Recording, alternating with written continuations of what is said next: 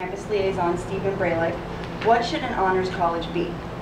To figure out what was missing though, I first had to consider all the things an honors college already was, like a tool for setting apart graduates, stimulating higher thinking, and promoting different styles of learning.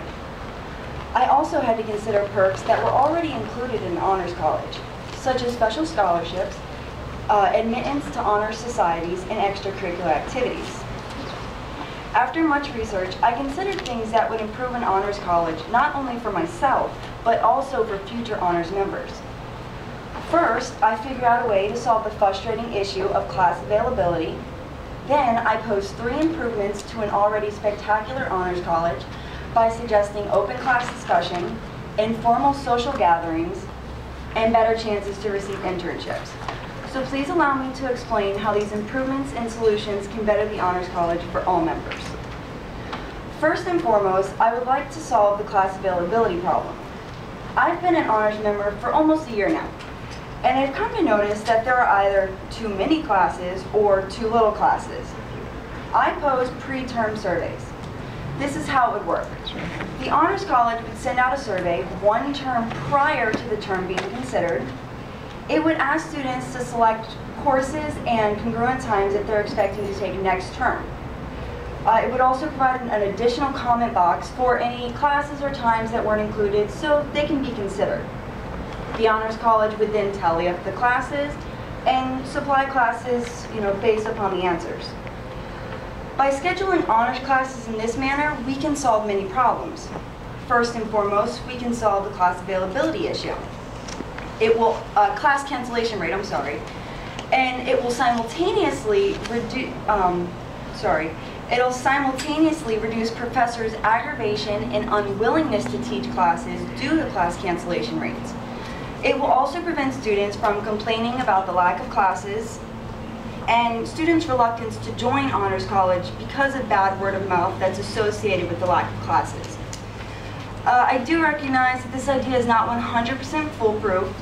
However, I believe that the survey is a step in the right direction, and it should be considered and tested for at least 1 year before any decisions or conclusions are made. With the issue of class availability now solved, how can an honors college be improved?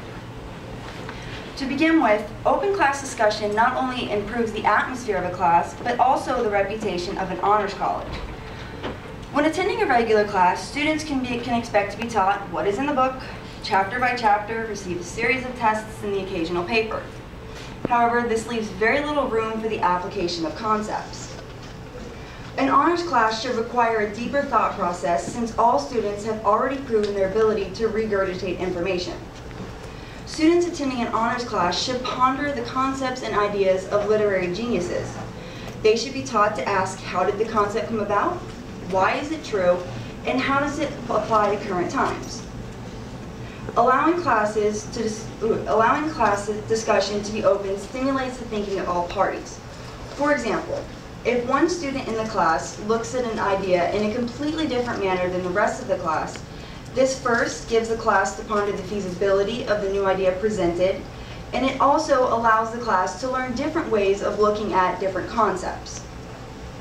Learning new ways of thinking through open class discussion should not be a suggestion for honors classes. It should be a requirement.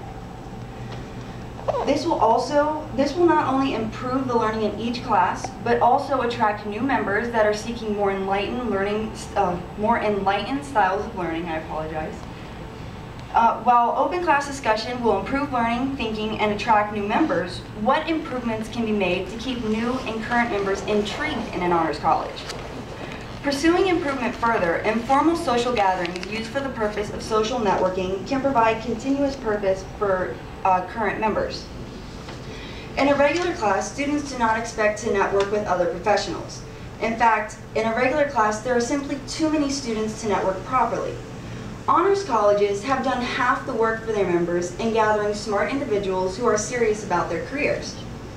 If the Honors College were to assist in gathering members for events such as luncheons or non-alcoholic cocktail parties, this could provide members with enough time outside of the classroom to make valuable associates. In the business world, it's not about what you know so much as who you know, so making the right friend could make or break someone's career. These events would cost the Honors College nothing. In fact, they could provide funds. I'm so sorry.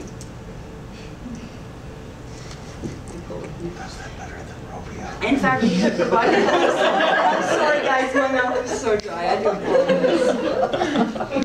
They could provide funds. A continuous flow of new members would encourage the home college to widen the funding allotted to the honors department. As well, honor students who found these informal sessions to be helpful may donate funds to keep a good thing going.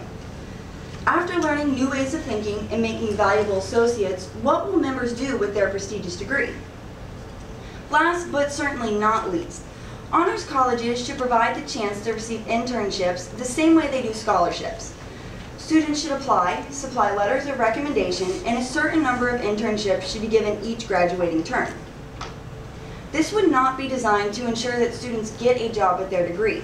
However, it does give them valuable field knowledge and the possibility of retaining that job. Some may argue that this would be a lot of work for the Honors College. While this is true, I believe it will pay off in the long run. The Honors College would be able to widen their network and also bring a positive reputation to their program. It is also possible to bring in additional funds from entrepreneurs and businesses they have aided. In conclusion, when dealing with honors members, they should be considered aspiring professionals versus students of the regular populace. And an honors college should take steps towards improving troubled areas such as class availability and promote open class discussion to facilitate different styles of learning and to emulate the real business world. Informal gathering for the purpose of social networking may be the key a member needs to make a worthwhile associate and possibly a successful career. And a lottery of internships can invoke the drive that members need and provide valuable work experience. I believe that an honors college should put just as much work into their job as students put into their work. And in the end, I'm sure members of such a prestigious college will surprise even themselves, just as I have.